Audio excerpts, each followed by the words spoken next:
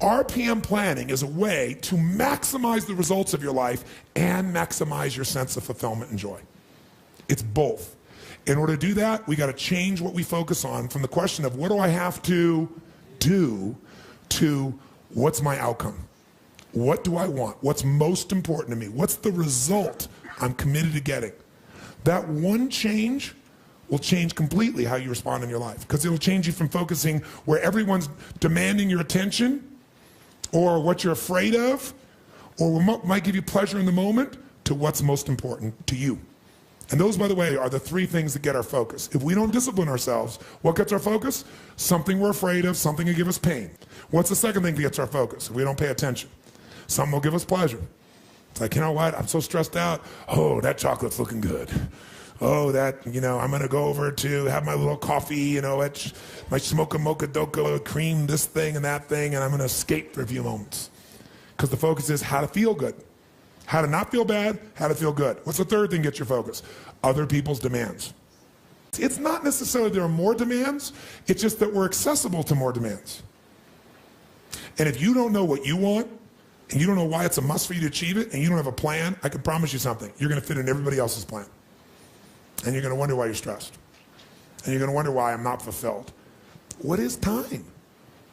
How do you know when it's a long time? Or how do you know when it's a short time? It's not because it's 10 minutes or 10 hours. How many have been in 10 hours and time flew because you loved what you're doing, didn't have any sense of time whatsoever? How many have had that experience? Say aye. How many have had 10 minutes feel like 10 years you want to kill somebody to get out of the situation? So what is time? Time is emotion. Got to remember that. Time is emotion. What you're really managing is emotion. Another word for that would be meaning or fulfillment. Focus is power, but you got to take it. Take it back. Take back that power.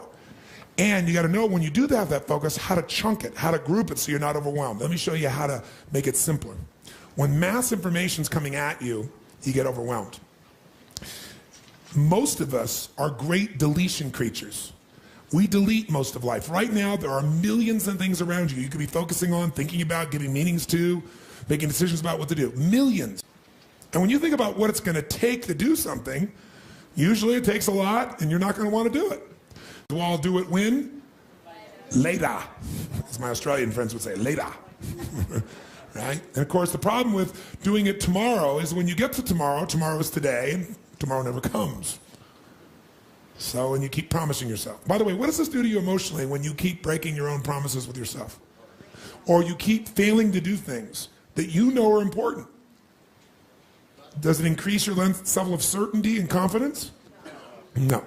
What it does is it erodes it. And when you erode confidence in one area, believe it or not, it affects the other areas too. Do you believe me on that? Don't believe me. What about your own life experience? Maybe not one area, but it starts to be multiple areas. It sure does. Another reason why somebody doesn't exercise or do anything is because they don't just chunk it too big, they chunk it in too many details. So remember this. Remember this. Change is never a matter of ability. It's always a matter of motivation. I'll say that again. Change is never a matter of ability. It's always a matter of motivation or drive, having strong enough reasons. If you got a strong enough reason, you could figure out the time, couldn't you? So the biggest part of life and time management is knowing what you want and having enough reasons to follow through. But there is one more piece. If you make enough reasons to follow through and you know what you want, but you make the task overwhelming, you'll be overwhelmed. What you focus on, you feel. What you feel, you are moved to somehow actuate. But if you only focus on what you don't want or what's stressful in your life, what you can't control, or what you screwed up on, or what you messed up on in the past, not going to get where you want to be. Chunking is power.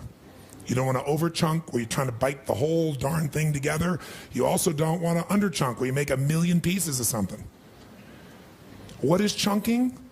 It's taking all that's coming at you and putting it into idealized size groups that your mind can handle.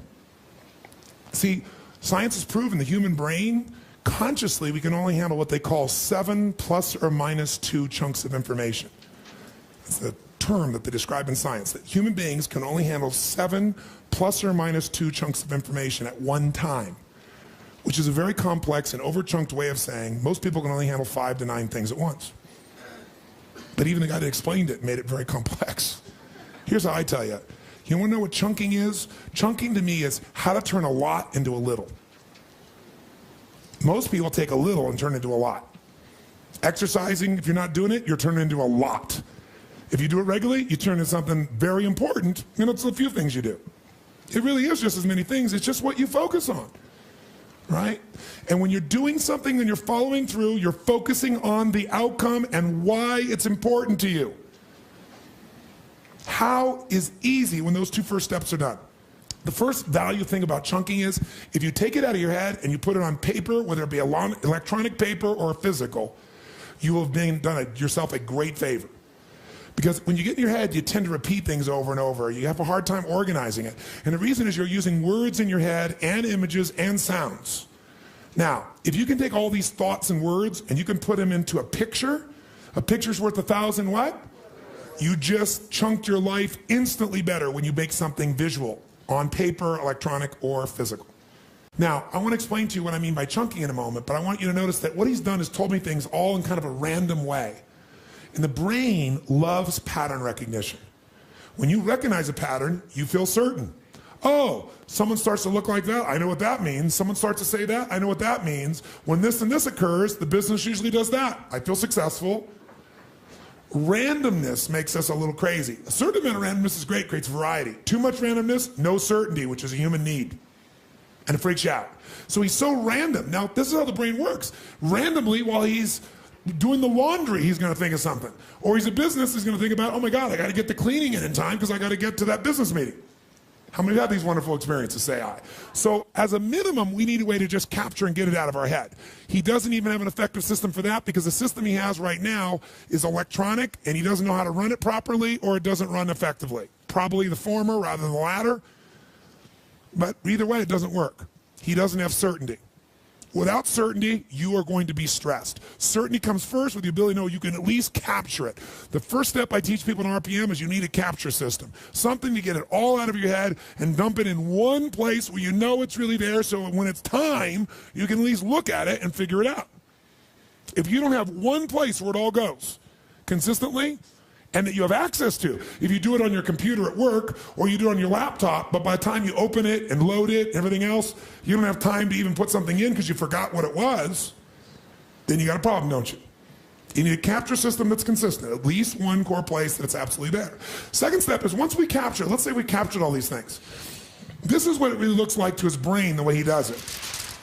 His brain goes, I got to do this, and I got to do that, I got to do this, and this, and I got to do that, and I got to do this, and I got to do that, and I got to do this. Oh, I got to do this, oh, this, oh, this, that, this, that, this, that, then this, then that, then this, and that, then this. Call this person, do this thing, follow this through, build this thing, do this business plan, get that money, make this thing happen, go there.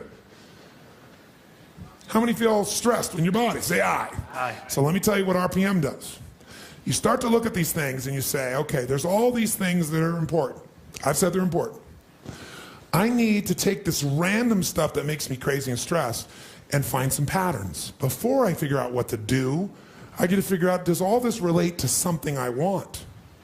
He's lost what he wants in his list. And you go, you know what? This thing here, call my friends. Oh yeah, follow up with my friends from the seminar I went to. Oh yeah, coming over here and spending time with my sister. Oh yeah, going and talking to my girlfriend once. Okay, that all relates to one chunk, which is my relationships, let's say. Okay, over here, I need to raise money for this, raise money for that. I got to put my money and my budget together this. I got to do this, and I got to do this and this and this. Okay, all of those relate to money.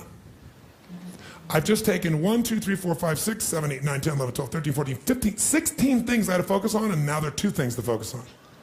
My relationships this week and making progress on the economic side. I'm oversimplifying, but to give you a sense. How many would feel better already? Yeah, sure. Okay, and then I come over here and I go, okay, I got to work out. I got to figure out what I'm going to do to change my diet. I got to prepare for that marathon. I don't have to run the 14th mile, but I got to do this piece here, and I got to speak to my trainer, and I got to do this thing here too. Oh, that's all my body. I want to make major progress this way physically. I may not do all these things, but I'm going to make progress because progress equals happiness. Even if you haven't achieved it, if you know you're making measurable progress, you will not feel stressed, you will feel fulfilled. So I'm in a conversation with somebody, and they're talking about one of my 14 companies. How do I chunk that? Every company I have this metaphor. I say everything, if I were to say to you right now, I want to take every single thing that's in your house and we're going to move you, but here's how we're going to move you. We're going to take everything we have in your house and we're going to just dump it all on the floor of the new house. Just everything you've ever had, we'll dump it right there in this giant living room. And then now you got to organize things. Would you feel stressed? That's what he does. He doesn't even dump it on the living room. He puts it in a place he can't even find the dump. Okay? Which is common. Some people put part of the dump here, part of the dump there. They never even know where the whole dump of all the stuff is that they're thinking about is. Now, let's assume we did that, but I did one thing. I said to you, get this whole thing organized. You might not even know where to start. It'd be overwhelming. But if I said to you, everything in this room that I've dumped in this room will fit into 12 drawers. 2 chests of drawers. 1 with 6 over here that's all personal items, 6 over here that's all professional items. And it's 6 I'm making randomly. You could have 5, you could have 4, you could have 10 if you're really busy. And one of those, for example, is anything relates to finances. One of those anything relates to my body. One of those anything relates to family. One of those relates to anything that affects me emotionally. Right? Go through the whole list. On the professional side, it's anything that relates to marketing, anything to accounting, right? Anything that relates to planning, anything that relates to sales, anything that relates to... Could you, if you knew what these items were, pick up each one and go, okay, that goes there, that one goes there, that one goes there, in a short time, would the entire room be clean? Yes or no? Not only that, but when you needed to focus on something, could you find it? How fast? That's RPM. When you know what you want, that's one thing. When you know why you want it, it changes the emotional quality even more. And I want to tell you something. It's the chunking that is making you think it's so long. But you got to stop the story that you have no time. You have all the time there is. Chunk your life will change. If you want an extraordinary life, it doesn't just happen. You got to create it. The best way to create it is develop a system so it doesn't happen once in a while. When you're lucky, you can count on it like clockwork. Sure stuff's going to interrupt you. Sure stuff's going to stress you. But you know how to get right back on target. And whether it's managing your time or managing a life, they really can't be separated. They go together. If you know what your life's really about, what you value, what's most important to you, not hard to get back on target. If you know what you want, why you want it, you'll come up with a map on how to get it done. If you surround yourself with other people that are committed to having an extraordinary life, it becomes even more easy. And yes, does it take a little more effort? Yes, in the beginning it does. It's called the rapid planning method because once you've done this a little bit, guess what? It's like putting a seminar together. I know there's only 5 things you really got to focus on, or 10 or 12. I start to think about those outcomes, I know why, and boom, everything flows. And all of a sudden, everybody thinks you're a genius when all you are is somewhat focused, organized, and clear. But you still have total flexibility to change your mind, do anything you want to do. You're not locked in place. It's not an anal process. It's art. It's the art of your life.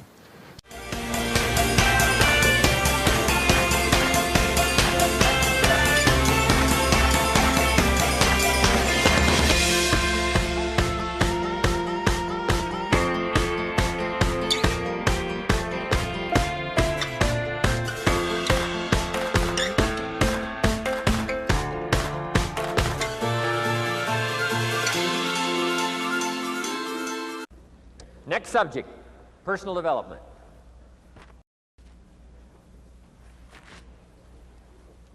Some of the things Mr. Shove taught me starting at age 25, some things came quickly, some things came easily. Setting goals, that was easy. We're going to talk about that later on.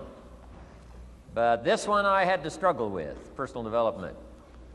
It was hard for me to give up my old blame list. It was so comfortable blaming the government and blaming my negative relatives and the company policy, unions, wage scale, economy, interest rates, prices and circumstances and all that. That was difficult for me to give up. That was quite a transition for me to make, and blaming myself. But Mr. Shove started out with something very, very important. Let me give that to you.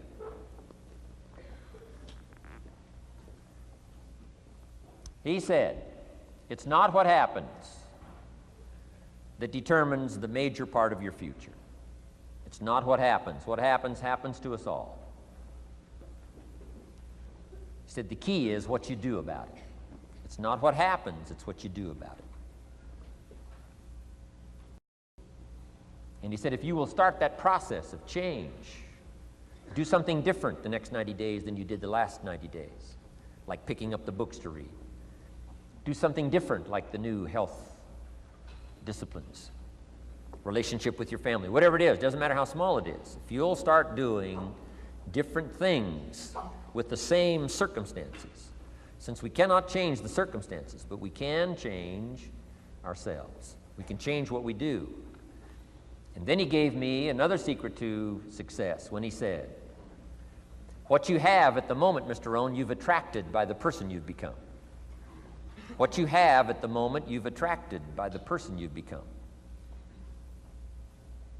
Few little simple principles here. Once you understand these, it starts to explain so much.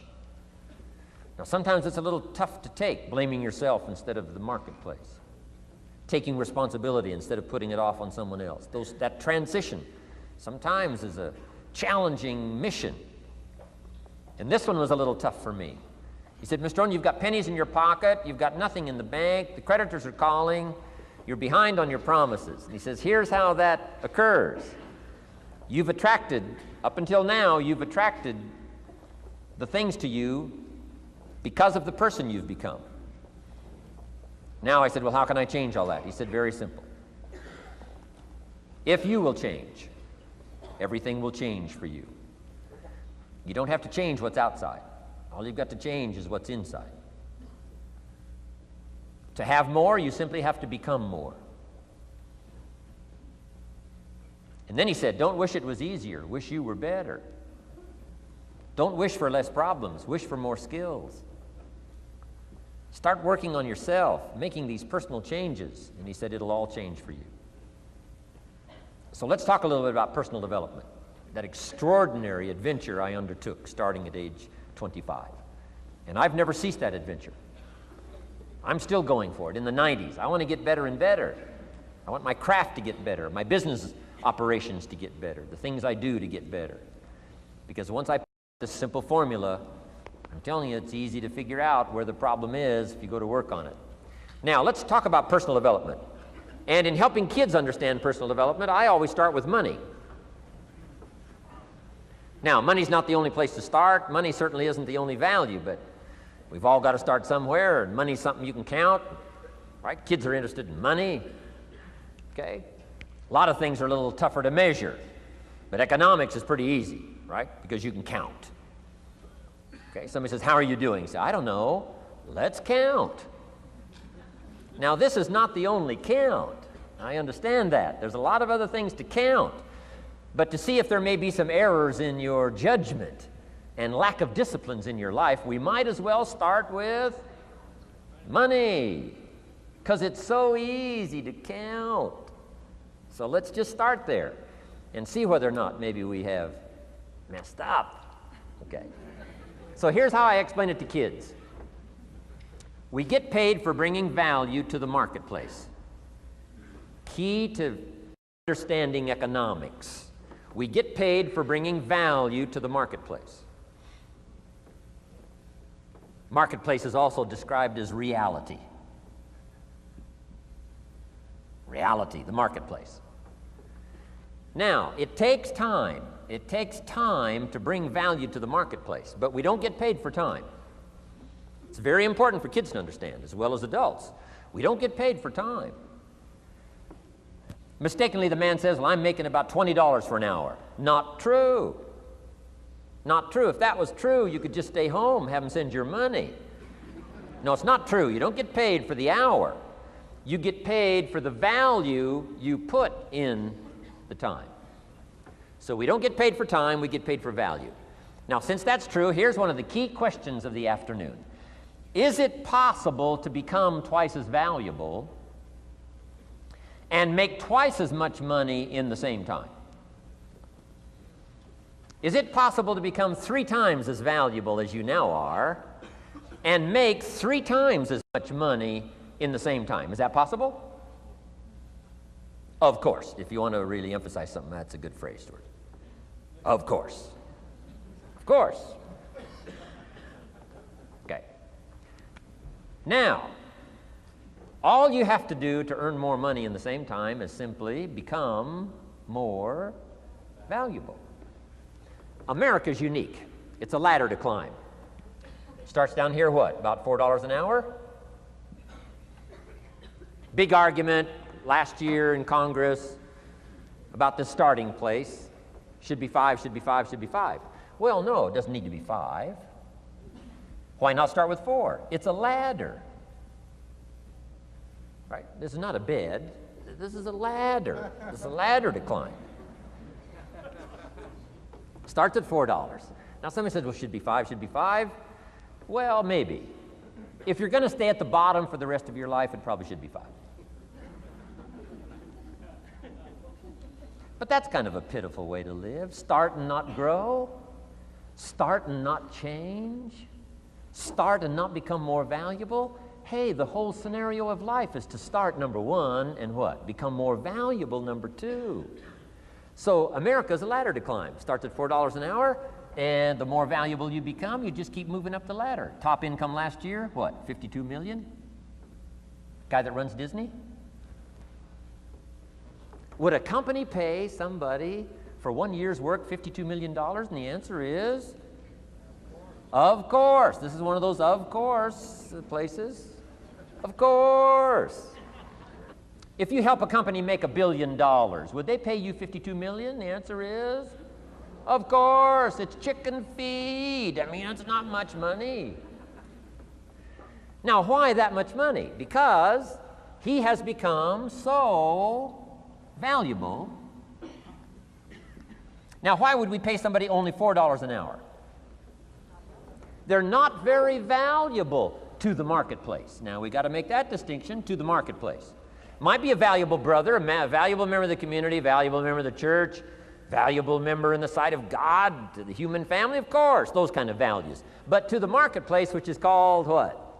Reality. Reality is, if you're not very valuable, you don't get much money. Those are called the facts. I mean, that's how that is.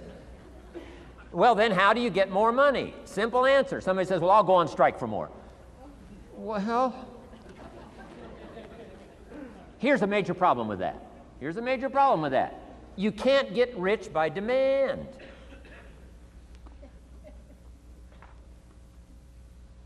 Somebody says, well, I'm waiting for a raise. I'm telling you, it's easier to climb than to wait for a raise. Why not just become more valuable rather than wait? I'm telling you, that's the key to all good things. Becoming more valuable. Why would we pay somebody $400 an hour? They've become more valuable to the marketplace. See how this works? I'm telling you, this stuff is so easy. This is America. This is a ladder.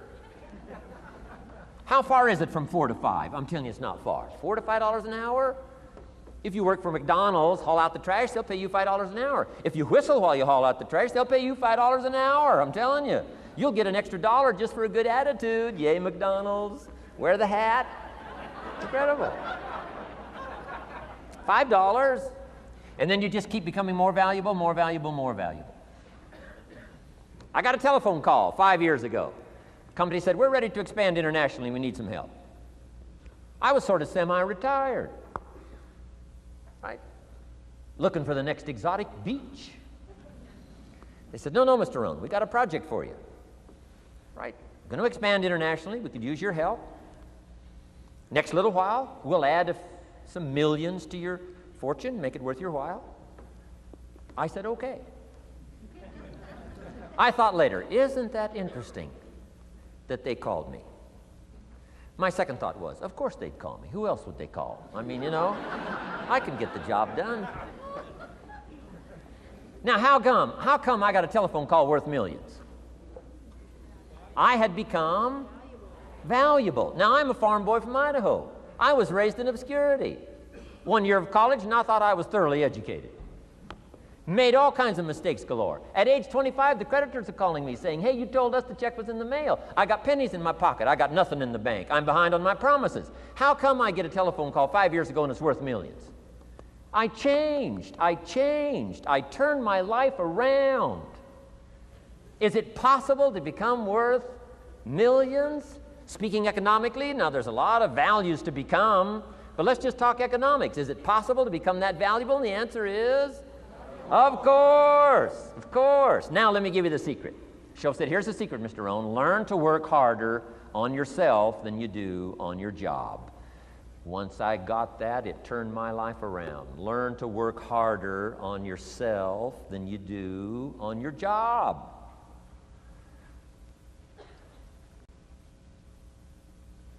He said, if you work hard on your job, you'll make a living.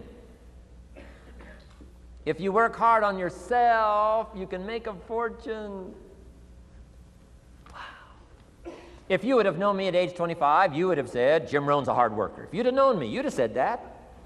I'm the guy, I don't mind coming a little bit early, staying a little bit late. I don't mind that. You'd have said, well, Jim Rohn's a hard worker. You say, well, how come he's got pennies in his pocket and nothing in the bank and behind on his promises? Well, I was a hard worker, but I was working hard on my job, not on myself. I'm telling you, if you'll learn that simple little principle and start the process today, latest tomorrow, I'll give you tonight to think it over. And start this whole process of personal development, work on yourself, make yourself more valuable to the marketplace. I'm telling you, you can so dynamically change your income, and economics is the least of the values that you can start earning in terms of equity if you'll start working harder on yourself than you do on your job. Work hard on yourself, develop the skills. Work hard on yourself and develop the graces. All of the stuff necessary to become more valuable to the marketplace. I'm telling you, your whole life can explode into change. Promotions, no problem. Becoming more valuable to the company, I'm telling you, no problem. Money, no problem. Economics, no problem. Future, no problem. If you just go to work on the right thing. Not get things out there to change. Don't try to change the seed. Don't change the soil. Don't change the sunshine. Don't change the rain. Don't change the mix of seasons. Let the miracle of everything that's available work for you, and start working on the inside. Work on your philosophy. Work on your attitude. Work on your personality. Work on your language. Work on the gift of communication. Work on all of your abilities. And if you'll start making those personal changes, I'm telling you, everything will change for you.